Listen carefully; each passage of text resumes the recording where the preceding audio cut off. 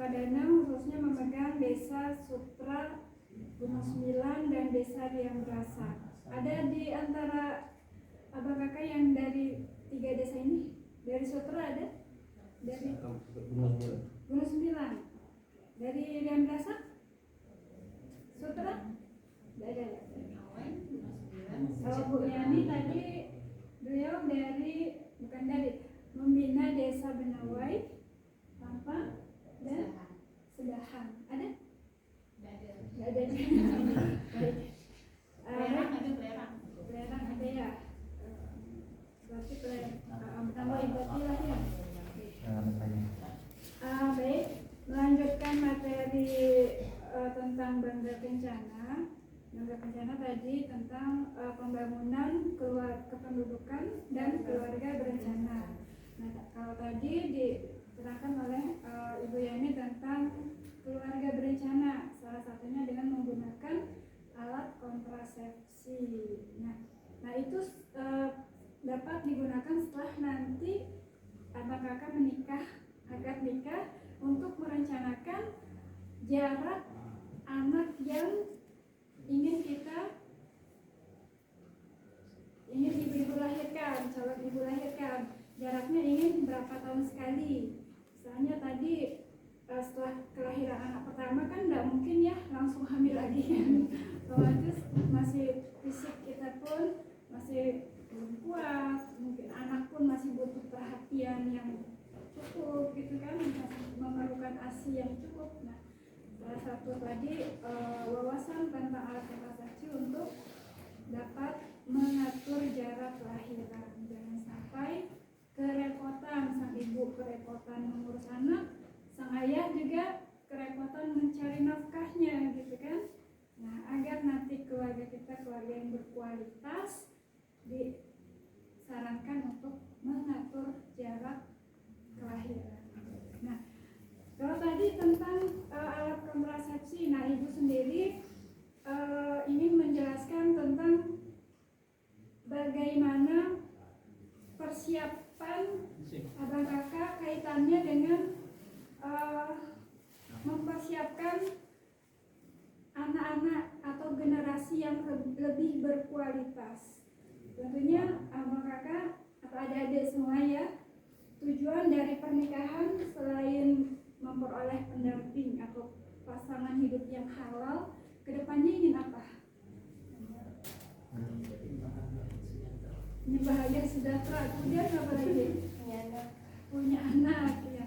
Ingin punya anak tentunya ya, ingin ada keturunan, ingin ada generasi yang meneruskan kita, ingin ada lebih pengikat di antara suami istri. Kalau suami istri insya Allah anugerahkan anak kan otomatis rasa tanggung jawab di antara keduanya akan lebih besar, ikatannya akan lebih kuat seperti itu. Nah, ingin punya anak atau ingin punya keturunan tentunya tidak hanya asal-asal anak gitu kan.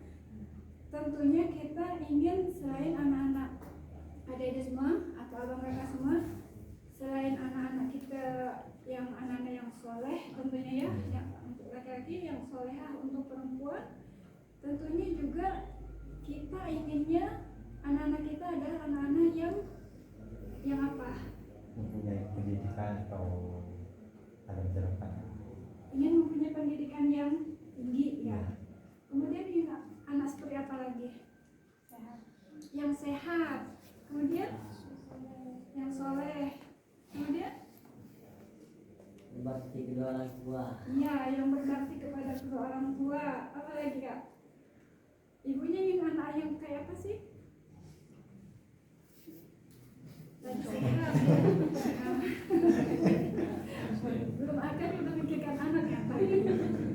Harus disiapkan dari sekarang ternyata, dari sebetulnya minimal 3 bulan sebelum akad nikah. Di sini ada yang 3 bulan yang akan datang baru ya kan, atau mungkin bulan ini semua. Yang bulan ini siapa berangkat anak? Semua kayak di bulan ini. Bulan ini semua ya. Bulan depan? Oh, bulan depan. Berarti paling lama bulan depan ya. Nah, ternyata Tanggal 1 deh. Wah, bulan berarti. Bisa ada lagi.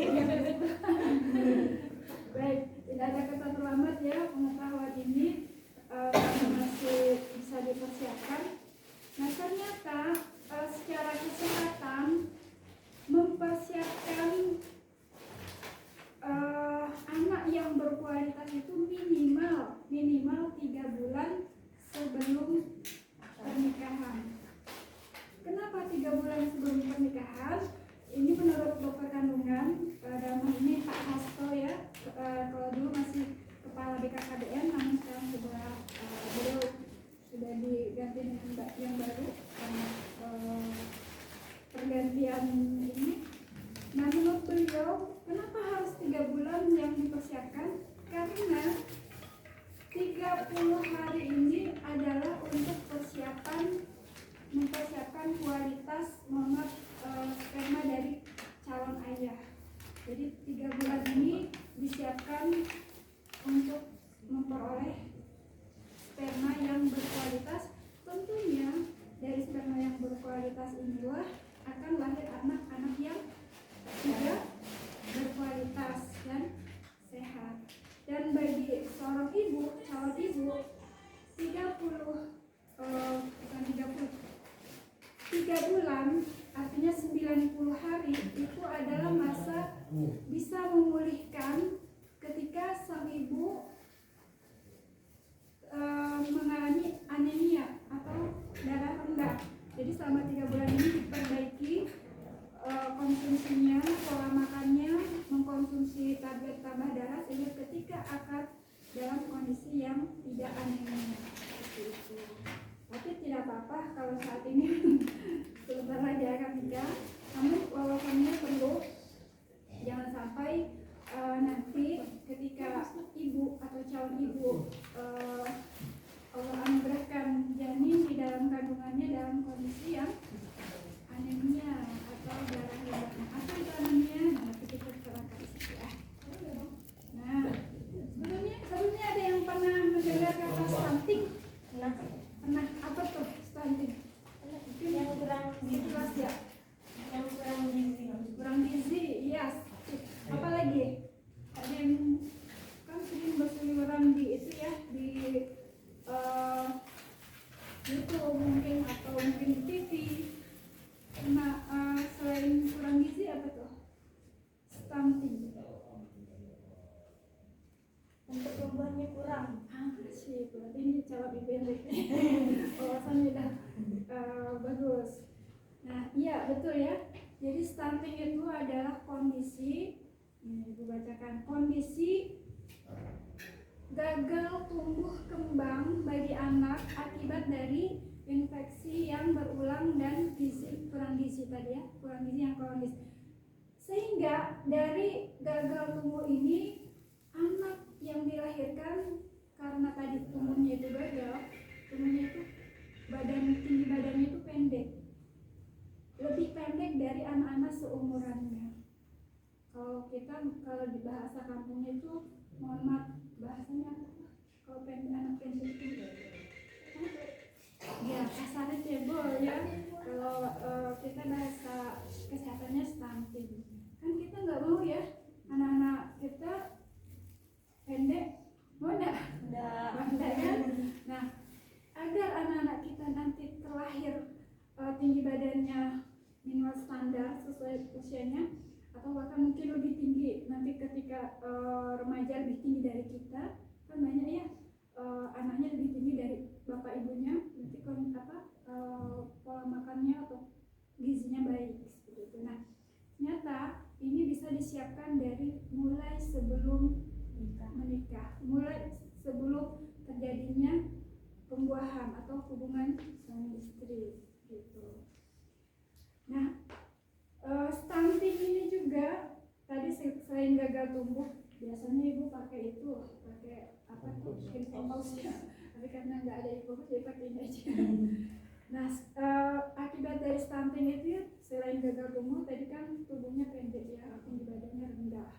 Kemudian tadi gangguan kognitif, tadi kalau calon ayah nih keren, ingin pendidikannya tinggi ya, tapi kalau anaknya dari sisi otaknya kurang, kan kita nggak mau ya, gara-gara anaknya misalnya daya tangkapnya, kayak pemahamannya kurang sehingga untuk melanjutkan sekolah itu terhambat, kan kita nggak mau ya.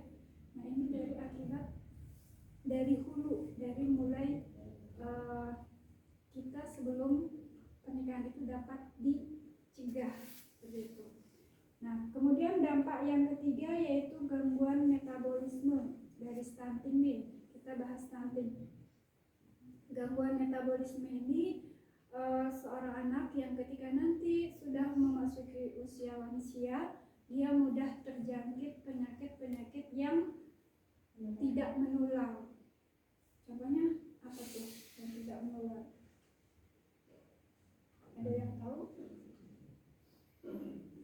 penyakit-penyakit yang biasanya diidap oleh para lansia seperti stroke. Kemudian apa lagi? Ada yang ingat? Mungkin kakek nenek kita biasanya mengidap penyakit apa tuh? Kucing aneh. Ya, diabetes, ya, kencing manis. Kemudian apa tuh?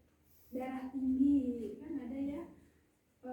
Kemudian apa, osteoporosis. Nah, penyakit-penyakit yang tidak menular ini akan nanti mudah untuk menyerang anak yang ketika kecilnya stunting.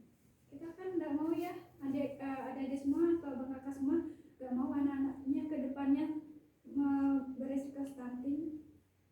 Nah, ini ternyata bisa, atau kita kan hanya bisa ikhtiar ya. Nah, kalau pengetahuannya sendiri atau ilmunya sendiri kita nggak tahu apa yang harus kita lakukan, kan kita jalan aja gitu kan, nggak tahu, pokoknya nikah, akan hamil, melahirkan, tanpa kita mempersiapkan diri kita dari sisi kesehatan gitu. Kalau dari sisi finansial insya Allah ya, kalau dari sisi keuangan insya Allah udah siap semua ya, makanya udah berani ngajak ke kawan berarti udah siap. Nah, Ibu singkat aja nih, apa nih yang harus disiapkan agar anak-anak kita, anak-anak kakak tidak atau jangan sampai beresiko stunting. Apa nih yang harus disiapkan? Ada 1, 2, 3, 4, 5, ada 5 hal ini. Walaupun ini cukup sederhana, tapi kalau ini disepelekan, akibatnya resiko terhadap anak kita akan terlahir stunting. Yang pertama, apa yang harus adik-adik ketahui? Tidak hanya ibunya, calon ibu, tapi ayah juga untuk nanti mendukung. Nah, yang pertama, coba adik-adik, calon ibu, calon pengantin perempuan, periksakan sebelum akad nikah. Ini masih ada 1 minggu, 2 minggu ya, insya Allah. Sebelum akad nikah, periksakan IMT. Ada yang pernah mendengar IMT? Ya, abangnya? Belum pernah juga, kan? Bahwasannya sebetulnya sederhana, tapi kalau kita nggak tahu, kita sepelekan. Nah, IMT itu indeks massa tubuh. Ini dapat diketahui nilainya atau ukuran badan kita. Ini yang diperiksa ibunya aja ya, calon ibunya aja. Yang diperiksa berat badan dibagi tinggi badan dikuadratkan. Bingung nggak? Bingung, nanti kalau bingung nanti boleh tanya ke bidannya atau di puskesmas, perawat di puskesmas, Kak atau Bu, IMT saya berapa? Gitu. Nah, ininya idealnya atau normalnya IMT untuk seorang perempuan dewasa itu adalah ukurannya 18,5 sampai 25,0. Jadi hasil dari pembagian tadi ya, berat badan dibagi tinggi badan itu idealnya atau normalnya adalah 18,5 sampai 25,0. Jadi jangan sampai kurang dari itu. Kalau kurang dari itu berarti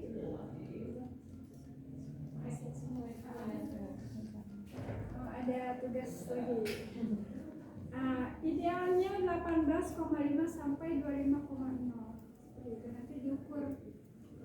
Ingat nggak nih 18,5 sampai 25,0. Iya, 25,0 itu normal. Itu yang pertama. Oke. Nah, yang kedua berarti yang harus diperiksakan apa tadi Kak?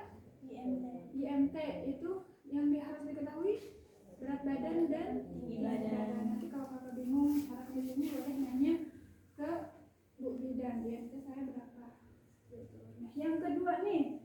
Yang kedua, lingkar lengan atas ini. Ya, ini. Lingkar lengan atasnya kan kita kan kadang karena kita belum mengetahui ilmunya gitu kan. Perasaan nggak ada ngaruh deh gitu kan. Ukuran lingkar lengan atas kita ini ternyata ini adalah ininya. Pengukuran lila atau lingkar lengan atas dilakukan untuk mengetahui resiko kurang energi kronik atau KEK atau kekurangan gizi berkepanjangan pada catin wanita. Jadi untuk mengetahui apakah kakak-kakak ini kekurangan gizi atau tidak, itu bisa dilihat dari ukuran lingkar lengan atasnya. Ukuran lingkar lengan atas normal untuk putri atau remaja putri dewasa adalah 23,5. Nanti kakak-kakak minta ukur ke Bu Bidan atau ibu di puskesmas, lingkar lengan saya berapa. Normalnya itu adalah 23,5 cm. Kalau kurang dari ini berarti apa? Berarti kurang gizi.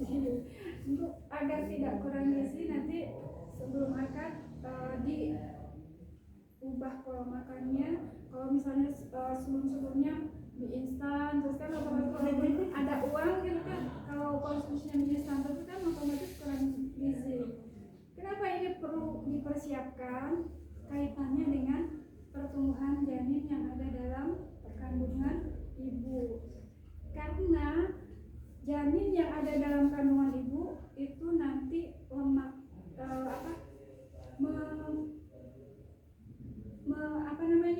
menyerap lemak atau nutrisi itu dari ibu. Kalau ibunya sendiri tidak ada nutrisinya, tidak ada lemaknya, ini kecil gitu kan, mau nyerap dari siapa, dari mana gitu kan, otomatis nanti pertumbuhannya akan terganggu, kekurangan nutrisi atau lemak yang istilahnya dikonsumsi oleh bayi karena tidak ada, karena ibu tidak atau kurang lemaknya seperti itu. Nah, yang ketiga nih yang paling penting, tadi ibu sudah sampaikan tentang anemia ini. Anemia ini terjadi ketika kadar protein dalam sel darah merah atau yang biasa disebut hemoglobin bernilai kurang dari 12 mg. Seperti itu. Anemia ini atau kekurangan darah ini bukan darah rendah ya, bukan diukur tekanan darah, bukan, tapi diukur hemoglobinnya, HB-nya. Itu biasanya ini diperiksa darah kita di sana di puskesmas, diperiksa nanti HB-nya berapa. Untuk catin, terutama ini perempuan nih, untuk catin ibu-ibu, calon ibu, jangan sampai kurang dari 12 mg per dl. Seperti itu. Hafal dan ini banyak angka-angka ya. Nanti boleh ditanyakan ke Bu Bidan. Nah, ibu hamil nih, ibu baca aja. Ibu hamil dikatakan anemia apabila HB-nya kurang dari 11 mg per dl dan dapat menimbulkan berbagai akibat. Nah, akibatnya apa saja? Yaitu pertumbuhan janin dalam kandungan itu terhambat. Kemudian bayi berat lahirnya rendah. Jadi bayi yang kita lahirkan itu rendah berat badannya, di bawah 2,5. Kecil gitu kan bayinya. Kemudian bayi lahir sebelum waktunya atau prematur, dan yang lebih ini lagi yaitu resiko pendarahan saat melahirkan. Masya Allah ya, seorang ibu itu perjuangannya cukup berat. Jadi calon ayah ini perlu menjaga kesehatan ibu, terutama jangan sampai anemia, jangan sampai HB-nya di bawah 11 atau 12, jangan sampai di bawah 11 lah. Karena ini tanda-tanda ibu yang perempuan yang anemia itu ada 5L tanda-tandanya. Yang pertama apa? Ya, keren. Yang kedua, udah lemah, lesu, letih. Apa lagi?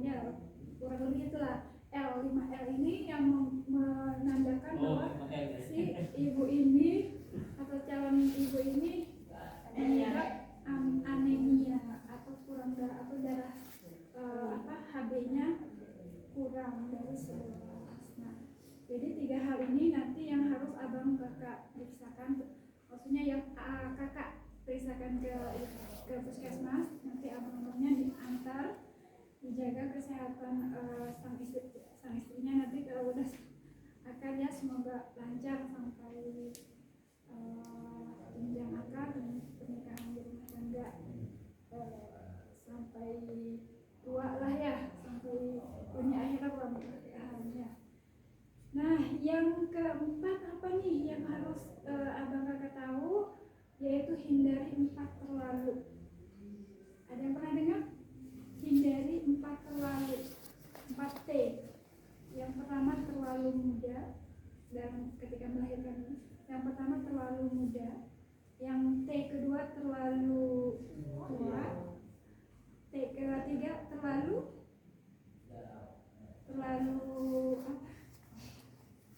apa? Terlalu sering. Yang keempat terlalu banyak. Seperti itu. Nah, T yang pertama terlalu muda, ketika melahirkan jangan sampai usianya kurang dari 20 atau 21 tahun. Sini ada yang di bawah 20? Kayaknya ada ya. 20 ke atas insya Allah. Oke. Kalau misalnya memang ada yang di bawah 20, misalnya kalau dari sisi kesehatan, dari sisi kondisi rahim atau reproduksi itu belum siap untuk hamil. Tadi seperti yang disampaikan oleh Bu Yani tadi ya, kalau misalnya belum siap, boleh menggunakan sementara KB yang ringan. KB yang ringan itu boleh kondom atau pil. KB yang ringan, jangan sampai KB yang suntik. Nanti kalau KB suntik, terutama suntik 3 bulan, itu biasanya untuk kembali subur tuh lama. Untuk yang punya anak tuh biasanya karena pengaruh hormon tadi ya, untuk kembali subur. Jadi gunakanlah kalau niatnya menunda sementara, gunakanlah kondom atau pil. Kemudian terlalu tua, kalau menurut ilmu kesehatan berusaha untuk menghindari hamil di usia 35 tahun ke atas. Jadi mumpung masih muda nih, kalau ingin punya anak dipersiapkanlah dari mumpung masih di bawah usia 35. Jangan kalau menunda pun jangan sampai usia kita atau calon ibu itu usia ibu ya, calon istri di atas 35 itu sudah resikonya tinggi, karena sudah menurut ilmu kesehatan sudah dibilang terlalu tua. Oke, yang terakhir nih yang ingin Ibu sampaikan agar terhindar dari anak yang stunting, melahirkan anak yang stunting, yaitu apa?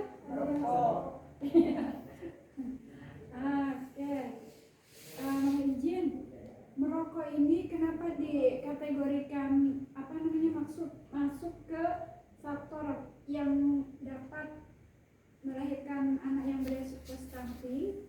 Itu karena yang pertama, dalam hal kesehatan, asap rokok dapat mengganggu proses penyerapan gizi pada anak serta ibu hamil yang terpapar asap rokok memiliki resiko bayi yang lahir prematur dan memiliki berat badan kurang atau BDL.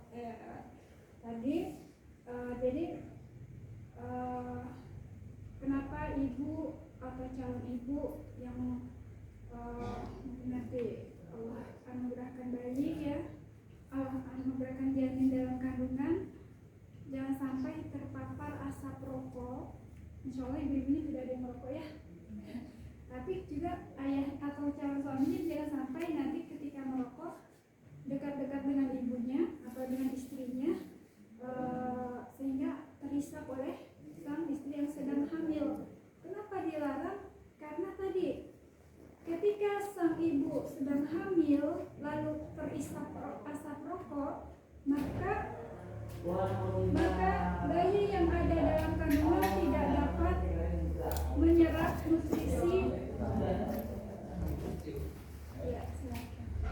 nutrisi yang ada pada ibu, karena tadi terhambat atau terhalang oleh asap rokok yang terbakar. mungkin saat ini abang-abangnya belum bisa menghentikan atau mengurangi. Paling tidak ketika nanti sang istri hamil jauh-jauh dulu, misalnya di luar atau di ruang tamu, jadi jangan sampai sang ibu yang sedang hamil ini terpapar atau menghisap asap rokok seperti itu. Walaupun ini seringkali di masyarakat disepelekan ya, dan tidak dianggap, tapi ternyata efek samping dari asap rokok ini sangat-sangat berbahaya, tidak hanya untuk ibu tapi untuk bayi yang ada dalam kandungan seperti itu. Dan efek dari merokok juga adalah membebani ekonomi keluarga. Jadi kalau boleh izin bagi abang-abang yang misalnya saat ini masih merokok, mungkin dikurangi, biarlah dana yang merokok itu ditabung untuk pendidikan anak ke depannya, seperti itu. Baik, kakak, adik-adik semua, sampai di sini ada yang ingin ditanyakan? Ya. Allah ya, insya Allah dapat dipahami ya. Nanti abangnya boleh setelah ini atau besok mengantarkan calon istrinya ke puskesmas, periksa 3 hal tadi, IMT-nya berapa, lilaknya berapa, kandungan atasnya, dan yang terakhir adalah HB-nya yang penting, atau anemia atau tidak. Kalau misalnya terdeteksi anemia, cepat-cepatlah konsumsi tablet tambah darah secara rutin sampai HB-nya normal. Izin yang baru datang tidak mengulangi. Baik, kakak sampai di sini insya dapat dipahami ya. Ada yang ingin ditanyakan sebelum saya tutup? Tidak ada? Oke. Baik, mungkin kalau tidak ada yang ingin ditanyakan dari saya, Ibu Ali selaku penyuluh keluarga berencana Kecamatan Padana, ini cukupkan. Terima kasih atas perhatian adik-adik semua. Ibu mohon maaf. Wabillahi taufiq wal hidayah. Wassalamualaikum warahmatullahi wabarakatuh.